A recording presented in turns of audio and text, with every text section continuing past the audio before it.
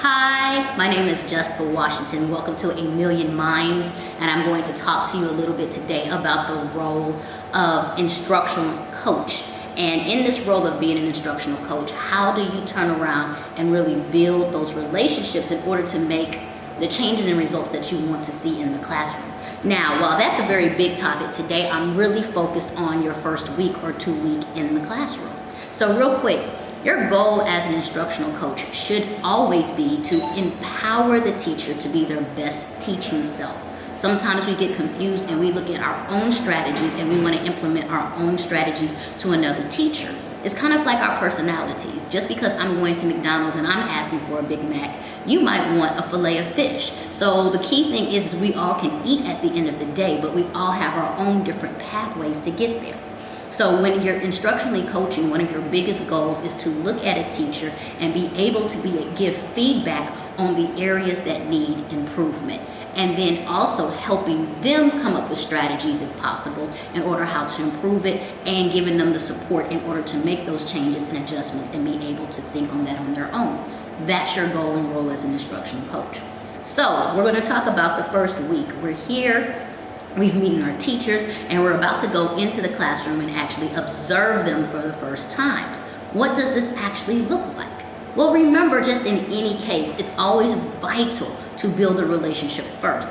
It's the same reason why we give the example or the testimony for teachers to call parents of students the first week with positive news. Because if you start off with a positive rapport, you can come out with positive results. And you don't always want to have somebody defensive and looking for the negative.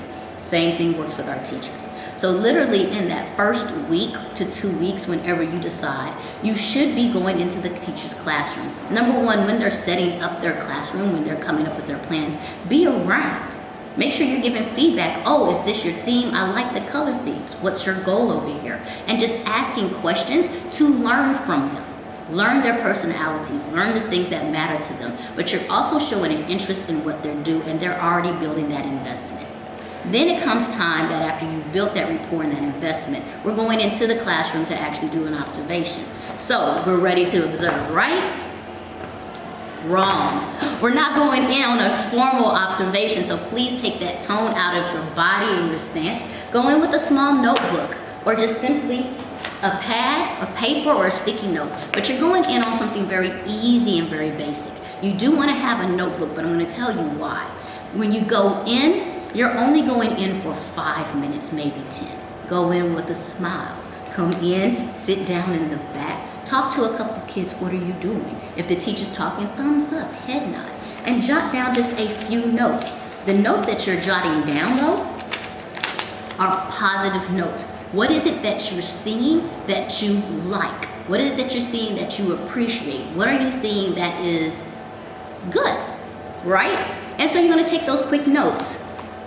The objective in the beginning was awesome, the way that you had the students talk about it and bring it back.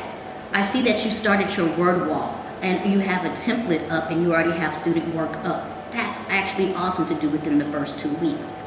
You want to be able to turn around and give a good positive feedback, but be descriptive. Don't just give generic, you did a good job. Okay, everything's great. You want to be able to pinpoint at least 2 to 3 things. That was just really great. And if you're in a teacher who is struggling already day one, and you're walking in like, oh my gosh, they have no procedures, they have none of this up, they have none of these things up, what do? You still find something positive. I like the color scheme in your classroom. It brings a lot of good positive energy. I like how you try to turn around and do this. I like that you're trying to create a procedure in the classroom. Do not give that critique until your second or third visit, but you have to build that rapport. The next thing to do is once you build that rapport, with COVID it's a little different, but normally I would always say leave a personal note. Don't just type it up and make it formal. Leave them a personal scripted note. One of my favorite tricks, and I'll show you later, is taking my bit emoji on one of my things and putting it on copy paper and making that a note. So it says, hey, from Miss Jessie.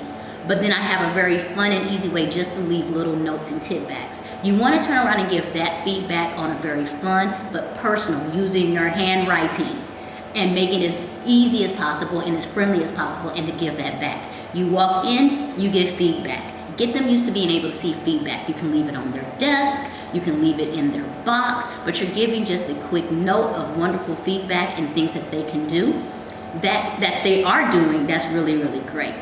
That's the very first meeting. That's what you do. There's no feedback in anything that need to change or critique. You always put, I look forward to seeing more.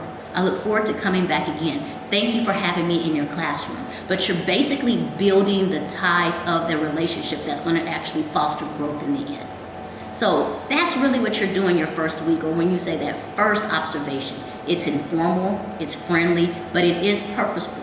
And you're trying to impact positivity in the teacher because you want the teacher believing in themselves and also building an environment where they welcome you in and you don't have a contentious relationship relationship when it comes to doing observations. That's just a little bit of tidbit information for you from me, and I appreciate the time that you spent with me. Thank you very much.